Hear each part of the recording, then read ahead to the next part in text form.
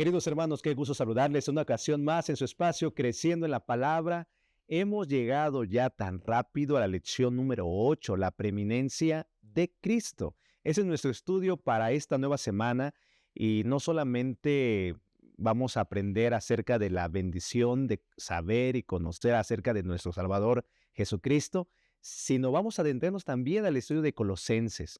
Hemos avanzado ya en una carta, la carta de Filipenses en las semanas pasadas, y ahora al estudiar Colosenses nos llevará esta semana a entender cómo Cristo dirige y tiene el control todo. Y déjame compartir contigo los tres puntos que van a aparecer en su pantalla de este estudio. El primero es Cristo, el primogénito de la creación; Cristo, la cabeza de la iglesia; y tercero, Cristo, nuestro Salvador. Así que quiero invitarte para que te quedes con nosotros en este espacio, Creciendo en la Palabra. Y antes de orar, déjame darle la bienvenida a los pastores que nos acompañan en este espacio, al pastor Jesús Villanueva, al pastor Job Alcázar. Bienvenidos, pastores, qué gusto saludarles. Pastor Job, ¿cómo está? Muy bien, qué gusto podernos encontrar nuevamente en esta ocasión. Un gusto, pastor, compartir este momento y que juntos podamos aprender un poco más de su palabra. Amén. Pastor Jesús, también bienvenido. Sí, gracias, pastores. Me da mucho gusto compartir este espacio con ustedes, así como con los maestros y hermanos que nos ven también a través de su monitor en esta nueva lección de Escuela Sabática. Muchas gracias, hermanos. Pues hay algunos saludos que incluso queremos mandarles, que siempre nos sintonizan, hermanos de Ramos Millán, hermanos de Coyoacán, de nuestra asociación. Pastor Job, sé que tiene algunos saludos que quiere compartir, pastor. Sí, claro, hay varios hermanos que no hemos tenido oportunidad de conocer ahí en persona y que nos siguen, ¿verdad? Y es una bendición. Quiero saludar en especial al hermano José Camarillo y a su esposa Emma, de allá de Oregon, que Dios sea con ustedes y que puedan seguir haciendo like y que puedan compartir este momento, y a todos sus hermanos que nos comparten este momento tan especial de ver en todas partes del mundo. Muchas bendiciones. Pastor Jesús, ¿tienes algún saludo? Sí, bueno, pastor, yo quiero agradecer y saludar a nuestros hermanos de la República que nos ven desde otros estados, aunque bien no forman parte de esta asociación, se conectan semana a semana para seguir aprendiendo, y quiero enviarles un saludo a ellos. Muchas gracias, pastor. Bueno, queridos hermanos, en el chat escriba su nombre, de dónde nos sintoniza, de diferentes partes del mundo, ven este espacio, y agradecemos que nos acompañen semana tras semana. Y entonces vamos a pedir la bendición de Dios, para dar inicio a este repaso. Bendito Dios, alabamos tu nombre porque eres bueno y porque para siempre es tu misericordia. Gracias porque hemos llegado a la lección número 8, y al estudiar la carta a los Colosenses, pedimos de tu bendición, de tal manera que todo aprendizaje que obtengamos de tu palabra nos ayude a avanzar en nuestra fe, predicando que Cristo viene, y sobre todas las cosas permitir que Cristo sea quien dirija nuestra vida. Acompáñenos en este instante, lo pedimos en el nombre de Jesús. Amén. Bueno, pastores, vamos a una pausa y queremos pedirte que te quedes con nosotros en Creciendo en la Palabra.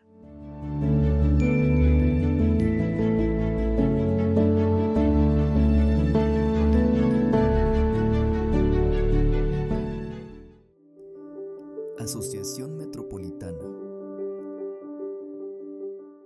Después que el diezmo y las ofrendas son entregados en la iglesia, ¿qué se hace con ese dinero? Los diezmos y las ofrendas atienden necesidades diferentes. La Iglesia Adventista del Séptimo Día emplea estos recursos según las orientaciones bíblicas para la predicación del Evangelio por todos los medios y formas. Por eso su destino puede ser conocido sin ningún problema. Los 100 pesos que el hermano José devolvió de diezmo en su ofrenda local fue encaminado a su asociación. Y después, el 10% es destinado a la Unión Mexicana Central. El otro 10% se envía a la División Interamericana. El 1% se destina para abrir campos nuevos. El 3% lo enviamos para seguir manteniendo los colegios adventistas de la Unión. El 1% para ayudar a la predicación de la palabra de Dios a través de las publicaciones. El otro 3% para ayudar en el sostén de la Universidad de Montemorelos. Y un 0.5% para el Seminario Teológico Adventista Interamericano, y un 4% para ayudar al sostén de los colegios adventistas de la asociación. El 67.5% restante, la asociación lo utiliza para capacitar a los líderes de los diferentes departamentos de la iglesia y desarrollar proyectos misioneros. también los destina para la manutención de los misioneros y de los funcionarios de la iglesia. Ya no hay dudas. Gracias.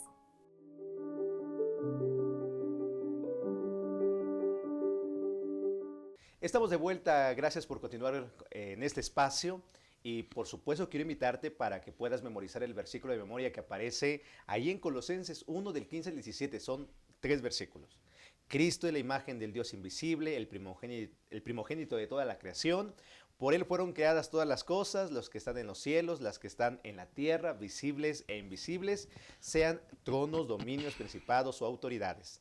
Todo fue creado por medio de él y para él, porque Cristo existía antes de todas las cosas y todas las cosas subsisten en él. Ese es el versículo de memoria para esta semana y te invito para que lo memorices y lo puedas compartir en tu clase de escuela sabática. Pastores, estamos hablando en esta primera parte, Cristo el primogénito de la creación. El apóstol Pablo comienza presentando diversas formas de, valga la redundancia, de presentar a Cristo, de conocer a Cristo. En una de ellas, él menciona allí en la Sagrada Escritura, en el capítulo 1, versículo 15 de Colosenses, Él es la imagen del Dios invisible, el primogénito de toda creación. Si bien nosotros somos creados a su imagen, a su semejanza, Él nos creó, la pregunta sería, ¿de qué manera Cristo refleja la imagen de Dios? Bueno, aquí es interesante cómo, ya lo referías, pastor, va presentando diferentes asuntos bajo los cuales se puede explicar cómo Cristo representa, ¿no?, a Dios con su iglesia. Y esa imagen, me parece, pastores, no pudo ser mejor ejemplificada sino en la persona de Cristo, porque como hace ratito comentábamos detrás de cámara, Cristo es el mismo Dios, Cristo es igual a Dios, es decir, es la suprema revelación de la deidad para con los seres humanos. Entonces, cuando en esta parte de Colosenses, en la primera parte del versículo de memoria, dice que Cristo es la imagen del Dios invisible, verdaderamente es lo que nosotros podemos apreciar y concebir respecto de Dios en la persona de Cristo, ¿no? Nosotros entendemos que Cristo mismo se autorrefirió en diferentes momentos en igualdad con su Padre. Y me gustaría comentar aquí un poco al respecto de esta imagen de Dios, ¿verdad? Por lo menos me gustaría rescatar Juan 14:6, en donde dice Jesús que nadie viene al Padre sino por mí, como ese puente, como ese vínculo, y haciendo referencia a esa imagen que el ser humano puede tener de Dios mediante Jesucristo. Sí, definitivamente debemos recordar que cuando estudiamos la Biblia, hermanos, pastores, deberíamos recordar que la Biblia está escrita en un lenguaje diferente al pensamiento occidental. Porque para ustedes, para mí, una imagen es un retrato, una fotografía, o hasta algo más burdo, un dibujo, ¿no? Pero en el concepto bíblico, imagen no se refiere a eso solamente. No eso, es mucho más amplio de este pensamiento. Y la lección pone algunos ejemplos de lo que ya se mencionó, cuando se habla de que Dios creó a Adán y a Eva a su imagen, o que Adán engendró a su hijo a su imagen. Entonces, ¿qué se refiere a eso? ¿Qué significa? Y creo que tanto la interpretación correcta de imagen, que tiene que ver que no es representa, sino que es a alguien igual a Dios, ¿verdad? Está en su mismo, no sé si decir rango, su mismo nivel, o divinidad similar, en ese sentido, ¿no? Y Jesús mismo lo dijo, cuando él menciona en Juan 10:30, yo y el Padre uno somos.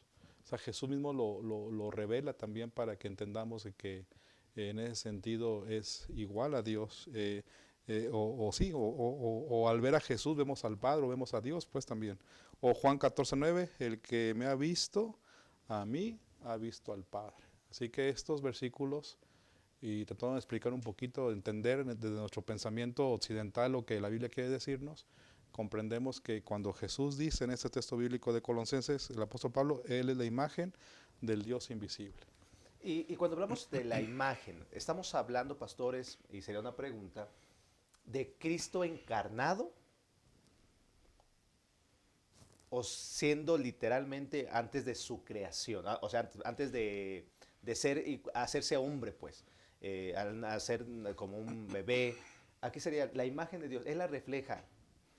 El versículo que mencioné de San Juan 14:9 que dice eso, ¿no? El que me ha visto a mí, dice Jesús, ha visto al Padre. Y Jesús lo está diciendo desde el pensamiento como humano que está aquí, ¿verdad? Entre nosotros. Correcto. Así que es impresionante cómo Jesús o Dios mismo vino a esta tierra y el humano pudo ver a Dios a través de Cristo, ¿no? O en Cristo, más bien dicho. Estamos hablando, queridos hermanos, entonces, que Cristo es el preeminente, o sea, Él es el primero en todo. Él es la imagen de Dios, refleja la imagen de Dios. Incluso en algún momento Él mencionó, yo soy el pan de vida, yo soy el agua de vida, porque Él es el primogénito, Él es el creador, es nuestro soberano, Él es igual a Dios. Y incluso cuando fuimos a Filipenses lo leímos, ¿no? Haya pues en vosotros ese mismo sentir que hubo en Cristo Jesús. Él siendo igual a Dios no se aferró a su divinidad, sino se hizo semejante a nosotros los seres humanos. Ahora, cuando la Biblia, fíjense que hay un pensamiento en el mundo en el cual nosotros vivimos, incluso en religión, que dicen que Cristo es el primogénito de toda la creación. Y un concepto erróneo que se tiene es que Cristo es un ser creado, alguien que en algún momento de la eternidad fue creado. Pastores, ¿qué es lo que nos está diciendo Pablo? Porque Pablo dice, Cristo es la imagen de Dios invisible, pero dice, es el primogénito de la creación. Sucede lo mismo, pastor, que estábamos mencionando acerca de la imagen. El concepto de primogénito en nuestro pensamiento occidental es diferente al bíblico. En el pensamiento nuestro, el primogénito es el primer hijo, ¿no? El mayor. Tú eres primogénito, ¿no? No, del medio. Ah, es el medio, ¿no? Sí. ¿Tú eres primogénito, pastor? Tampoco, No, tampoco. tampoco. Oh, bueno, no somos primogénitos, pero no aplica en este caso. Pero bueno, hablando de los primogénitos en la Biblia, no tiene que ver con el primero. Tiene otro concepto diferente, porque inclusive encontramos que Isaac fue primogénito en lugar de Ismael, porque Ismael era el mayor, ¿no? Jacob fue primogénito en lugar de Saúl. Entonces, se dan cuenta, nos está aplicando el pensamiento occidental aquí. Se está refiriendo a otra cosa, ¿no? En ese sentido, Josué fue primogénito en lugar de Rubén. Y David fue primogénito en lugar de Eliab. Así que todos estos ejemplos entendemos que, aunque no fueron los primeros nacidos de la familia, sí eran los primogénitos. Y en ese sentido, la palabra primogénito en la Biblia, al referirse a Jesús, se está hablando como el principal creador, el soberano. El que tiene una buena relación con su padre. Así es, así es. Y no tiene que ver con que Jesús haya sido el primer creado, porque algunos conceptos religiosos manejan a Jesús como un semidios, ¿verdad? Y que porque fue creado, y luego el Padre le dio autoridad. Pero eso pues es un pensamiento equivocado que no está en el pensamiento bíblico. El concepto de primogénito en la Biblia para referirse a Jesús es como el principal, el soberano sobre toda la creación, el principal creador. Y entra en la escena no de criatura, sino entra en la escena de creador. Claro. Y eso implica porque es Dios, ¿no? Correcto. Me llama la atención, pastor, cómo lo ha desarrollado, porque efectivamente a veces nos aproximamos al texto bíblico desde nuestro entendimiento, ¿no? Como nos han criado, lo que hemos leído, estudiado, pero cuando vamos, y el pastor ya refería a algún ejemplo, quiero mencionar el ejemplo también de David, ¿no? Que de hecho, humanamente, incluso ahí en su propio contexto, Samuel de primera instancia no lo toma en cuenta porque no era el primero en la línea, ¿no? de la casa de Isaí, pero David termina siendo, como refiere Salmos 89, 27, lo pondré por primogénito, el más excelso de los reyes de la tierra. Y aunque David no era primogénito en el sentido de nacimiento, llega a ser el rey prominente, por referencia incluso históricamente de esa nación. De forma que también Pablo está haciendo referencia no meramente a algo cronológico, sino jerárquico, ¿no? Jesús como el principal, decía Pastor Job, como el superior de la creación, ¿verdad? Y Pablo enfatiza, no contradiciendo su propio punto, sino complementando que por Jesús fueron hechas y subsisten las cosas, ¿no? Él, si fuera criatura, no podría en primer lugar crear y no podrían subsistir porque necesitaría también de la dependencia de un creador. Correcto. Pero él, al ser creador, entonces de él emana la vida y él permite que la creación funcione en esa dirección. Qué maravilloso conocer acerca de Cristo estos detalles importantes. Cristo, la imagen del Dios invisible. Cristo, el primogénito de la creación. Y ya se ha explicado acerca de este asunto. El primogénito enfatiza la relación especial que un hijo tiene con su padre, Cristo, el agente personal mediante el cual la deidad llevó a cabo el proceso de la creación. Pablo señala también que Jesús existía antes de todas las cosas. Cristo es el soberano, Él es el primogénito, Él es la imagen del que refleja la imagen de Dios.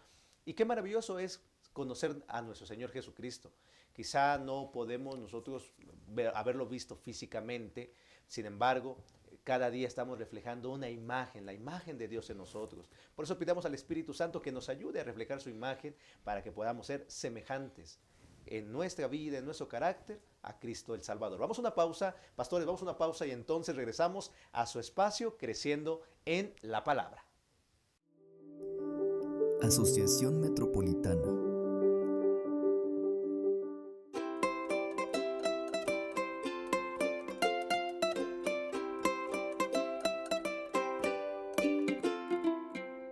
¿Para dónde va el dinero que los miembros llevan a la iglesia? Primero tenemos que entender que ese dinero recibe dos nombres: diezmos y ofrendas. ¿Desde cuándo se llama así? El principio de diezmar y ofrendar fue enseñado por Dios en el jardín del Edén. Según la Biblia, el diezmo representa la prueba de fidelidad. Nosotros devolvemos el diezmo no para ser bendecidos, sino porque nosotros ya fuimos bendecidos. El diezmo es una respuesta de obediencia y adoración a Dios, mientras que las ofrendas son presentadas como un acto de sacrificio y gratitud. Por eso en la Biblia no encontramos un porcentaje estipulado para las ofrendas.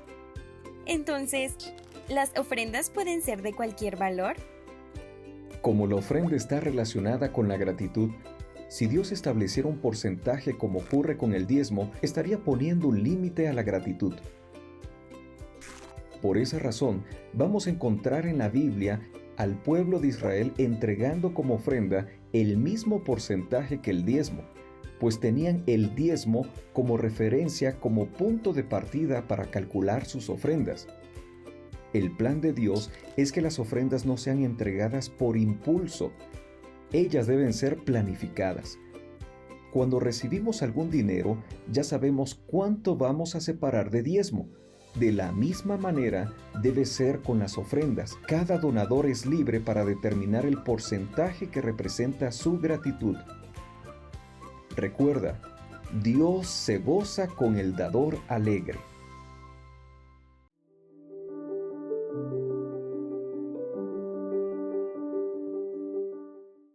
Estamos de vuelta, gracias por continuar con nosotros después de esta breve pausa. Le invito para que en el cuadro de comentarios nos haga, nos escriba, nos comparta su percepción de este estudio, de qué manera usted considera a Cristo en su vida. Ya lo vimos para Pablo al presentar en la carta a los Colosas, él está presentando que él es la imagen del Dios invisible, el primogénito de la creación. Qué maravilloso es saber eso. Entonces, allí en el cuadro de comentarios, escríbanos cómo... Para usted, ¿quién es Cristo? Para usted, ¿quién es Cristo? Porque al leer Pablo, sigo leyendo lo que dice el versículo 16 del capítulo 1, porque en él fueron creadas todas las cosas, las que hay en los cielos, las que hay en la tierra, visibles e invisibles, sean tronos, sean dominios, sean principados, sean potestades, todo fue creado por medio de él y para él. Y él es antes de todas las cosas, y todas las cosas en él subsisten. Bueno, ya lo leí, de hecho es el versículo de memoria, tal como lo habíamos mencionado, pero Pablo añade algo más, un título más acerca de Cristo, y es el versículo 18.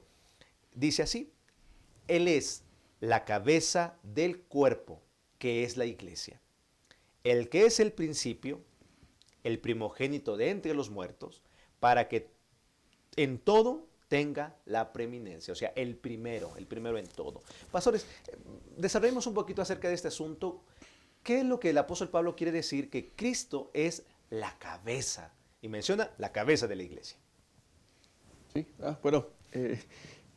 realmente ahí me parece que todavía llegamos a compartir un sentido de esta palabra similar al que viene en el Antiguo Testamento.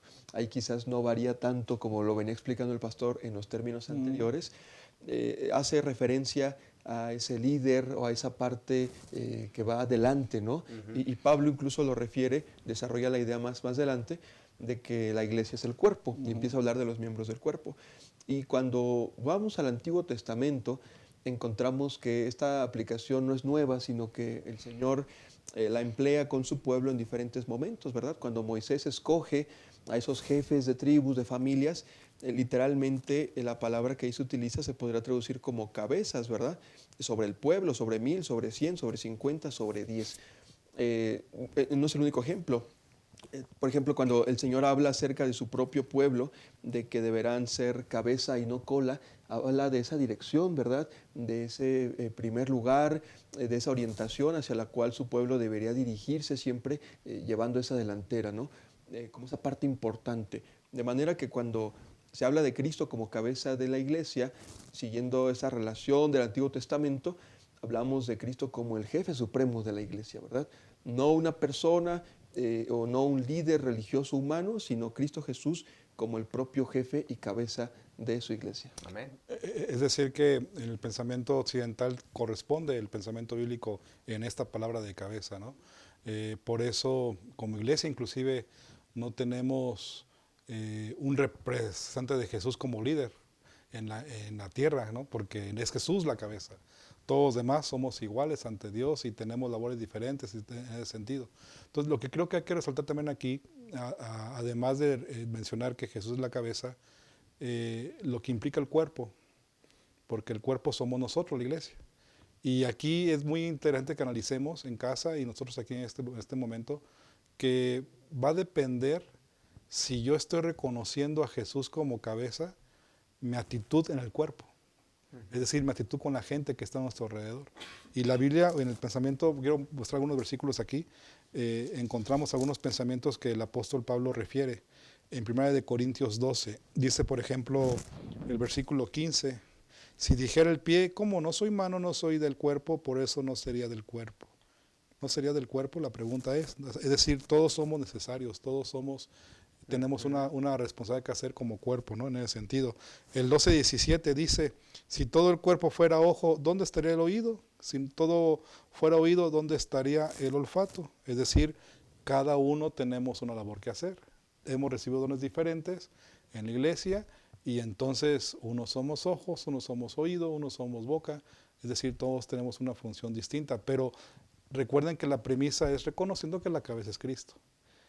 Bajo ese pensamiento debemos actuar como cuerpo. Y si a veces ustedes y yo como cuerpo, como iglesia, estamos en conflicto, no nos ponemos de acuerdo, no reconocemos cada quien nuestros dones, es decir, generamos un conflicto, es posible que no estamos actuando entendiendo que la cabeza es Jesús y nos queremos creer nosotros cabeza, ¿no? Cuando realmente quien dirige, quien conduce es Cristo y la cabeza es Jesús, ¿no? Entonces, por eso quiero resaltar que de acuerdo a nuestro actuar en el cuerpo, es que estamos reconociendo que Jesús es la cabeza.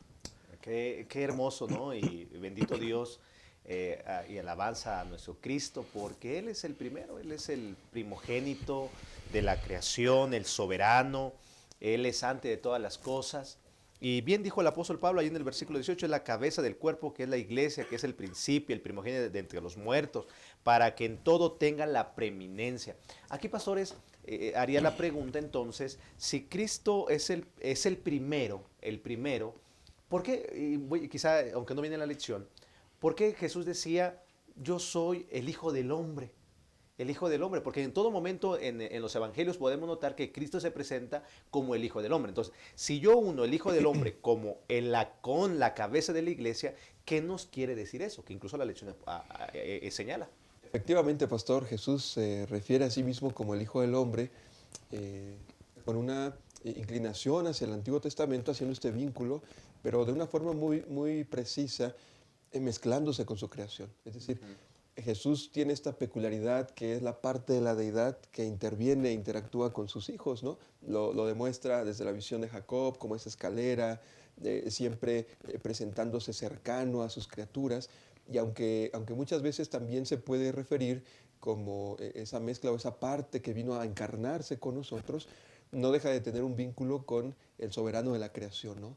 Él, al ser ese principado, ese primogénito de la creación, más que haber sido el primer creado, como dijimos, no compartimos esa idea y no debe interpretarse así, sí como el supremo de los que Él creó, ¿no? Entonces, esa relación es interesante, como Jesús no se desvincula de nosotros, aún siendo nuestro creador, sino como viene a integrarse semejante a nosotros.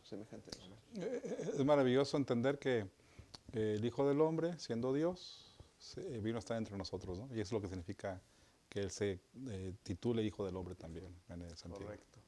Queridos hermanos, la lección nos apunta al final del día miércoles. Primero dice, el principio se refiere a Jesús como la fuente o iniciador de la iglesia y por tanto es su cabeza. Jesús es cabeza de la humanidad y de la iglesia, no solo por existir desde el principio de la eternidad, sino también por ser el creador. Este punto es útil, repasar brevemente las razones presentadas por Pablo acerca de la preeminencia de Cristo, o sea, el primero. Él es la manifestación perfecta del Dios invisible. Él es el creador de todo lo que existe. Él existía antes de todas las cosas y estas son sostenidas por Él. Él es la cabeza de la iglesia, que es su cuerpo. Él es el iniciador de la creación y de la nueva creación. Obtuvo la victoria sobre el pecado y la muerte, lo que dio el derecho de resucitar a quienes ponen su confianza en Él como Salvador, el primogénito de los muertos. Jesús siempre existió, pero ahora tiene la preeminencia como cabeza de la humanidad y de la iglesia en virtud de lo anterior. Qué maravilloso es adorar a Cristo, aquel que es nuestro creador, nuestro sustentador, nuestro redentor.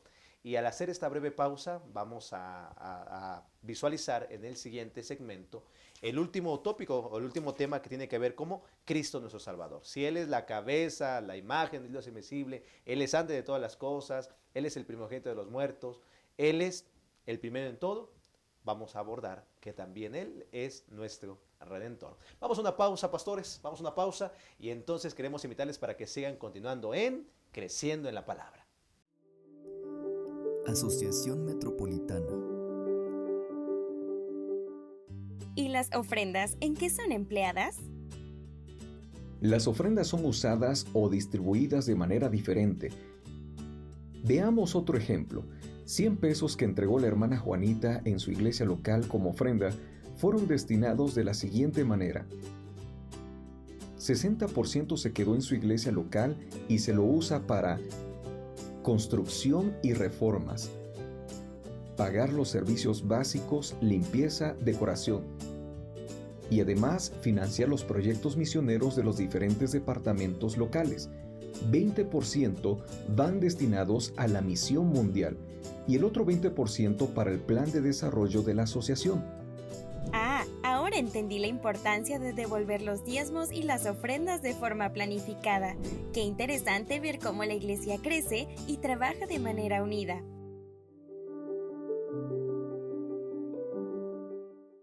Estamos de vuelta en su espacio Creciendo en la Palabra y en esta última parte, Cristo nuestro Salvador, necesitamos ver cómo concluye el apóstol Pablo su presentación acerca de Cristo.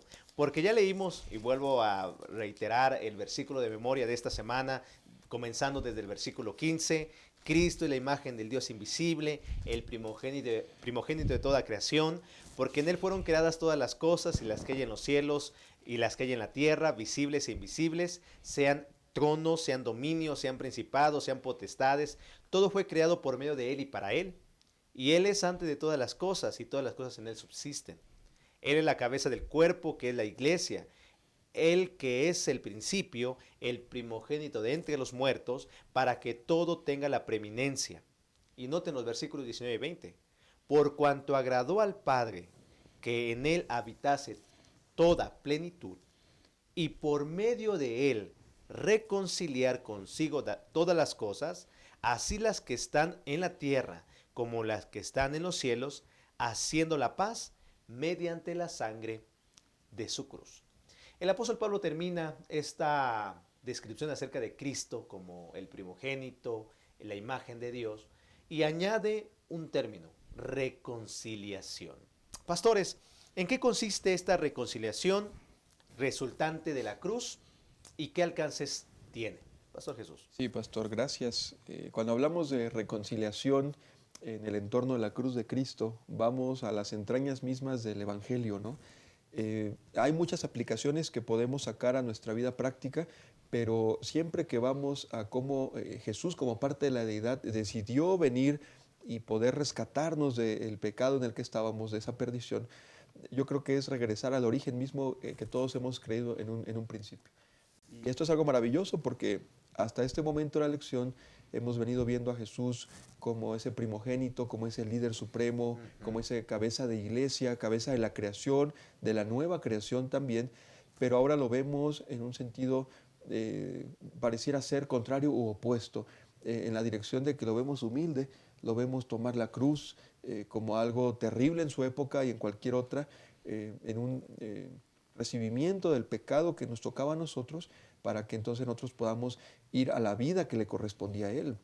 El sacrificio cobra mucho contraste, pastores, al haber estudiado primeramente lo excelso que es Jesús, lo principal, lo grandioso, el príncipe de la creación, y ahora entonces ese Dios misericordioso quiere que nos reconciliemos con Dios y baja, ¿verdad?, en una condición semejante ahora a nosotros, humilde, como un siervo describe su palabra también, y entonces la plenitud toma una forma semejante a la mía para poderme regresar al Padre. Amén. Qué interesante que el apóstol Pablo en esta carta a los Colosenses está reafirmando, explicando quién es Cristo.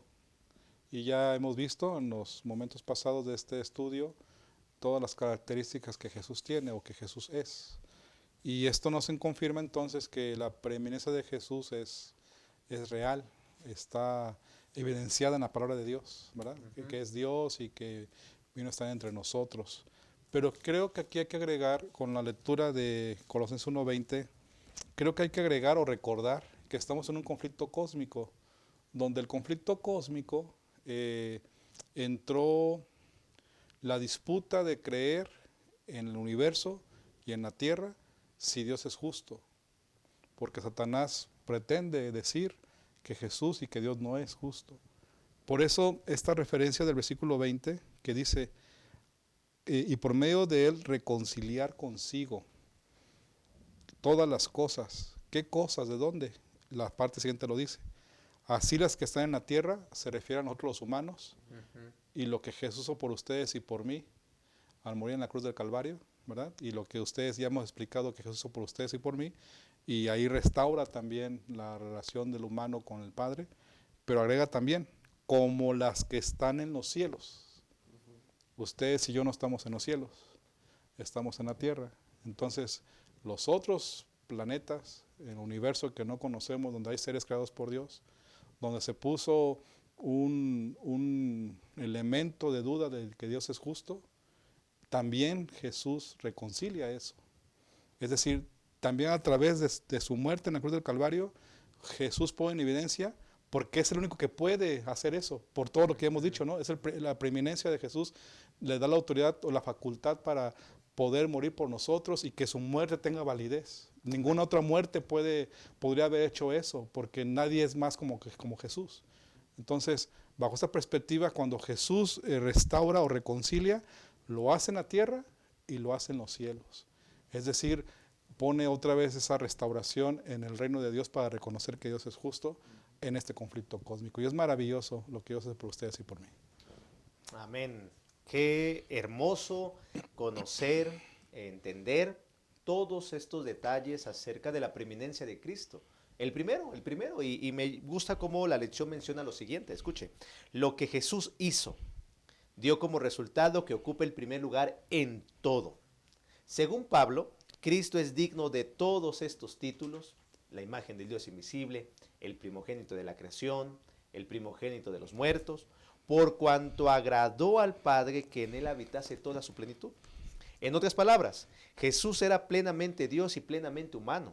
Como tal, cumplió los requisitos necesarios para reconciliar a la humanidad con Dios. Pablo utiliza el vocabulario propio de la reconciliación en relación con la idea de que Jesús vino al mundo por ser nuestra paz, de modo que hizo la paz y anunció la paz. No solo el ser humano, sino toda la creación de Dios será pacífica y reconciliada y se restaurará la plena armonía. Gracias a Dios por Jesucristo, ¿no cree? Por eso Cristo es nuestro creador, nuestro sustentador, nuestro Dios, nuestro Salvador, nuestro amigo. Cristo debe ser todo. Y así como la lección de esta semana nos está presentando la preeminencia de Cristo, así también Cristo debe ser el primer lugar en nuestra vida, aquel que nos ayude, nos inste en su obra restauradora a entender que solamente en Cristo tenemos y tendremos vida eterna. Estamos llegando al final de este espacio al abordar esta lección número 8. Pastores, y comienzo con usted, Pastor Job, ¿qué mensaje le daría a todos los maestros de la escuela sabática que están viendo este espacio, que deben enfatizar en su clase de este próximo sábado que corresponde, Pastor? Siendo todo lo que hemos dicho en esta ocasión, con lo que es Cristo en nuestras vidas, lo que hemos sentido que es Jesús y todo lo que ya está explicado, creo que nuestra respuesta de ustedes y de mí sería la que está mencionada en el versículo 23 de Colosenses 1. Yo creo que es lo que tenemos que hacer. Pero es necesario que permanezcan fundados y firmes en la fe. O sea, creo que es suficiente todo lo que entendemos de Cristo para permanecer firmes en la fe. Dice, sin movernos de la esperanza del Evangelio que habéis oído. Qué privilegio haber recibido el Evangelio, ¿no? Que ustedes y yo conocemos.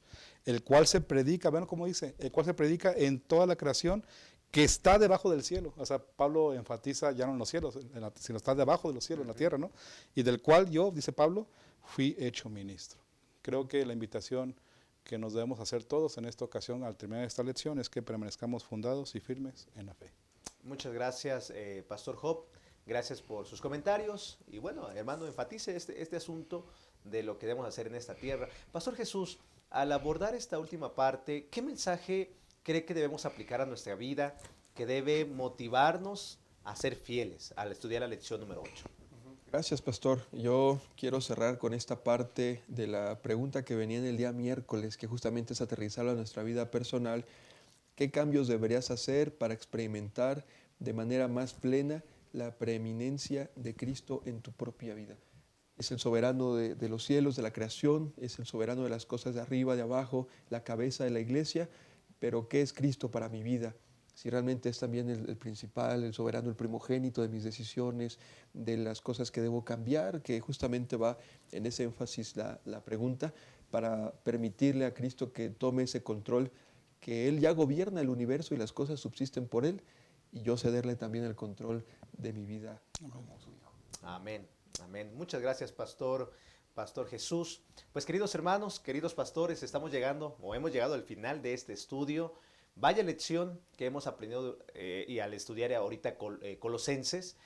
Durante la siguiente semana seguiremos abordando acerca de este asunto, de esta carta que Pablo le escribe a la iglesia en Colosas. Así que queremos invitarles, queridos hermanos, para que continúen creciendo en la palabra, que continúen no solamente en este espacio, sino creciendo en la Sagrada Escritura, de tal manera que podamos entender todos esos detalles tan importantes que Pablo ahora nos presenta a través de la carta a los Colosenses, uniendo el cielo y la tierra en nuestro folleto de estudio de la lección de Escuela Sabática. Pues pastores, Pastor Job, muchas gracias. Justo. Pastor Jesús, muchas gracias también. Gracias, pastor. Y pues queremos invitar a los hermanos para que la próxima semana nos acompañen en la siguiente lección número 9, que es reconciliación y esperanza. Aquí nos vamos a encontrar en su espacio, creciendo en la palabra. Hasta la próxima.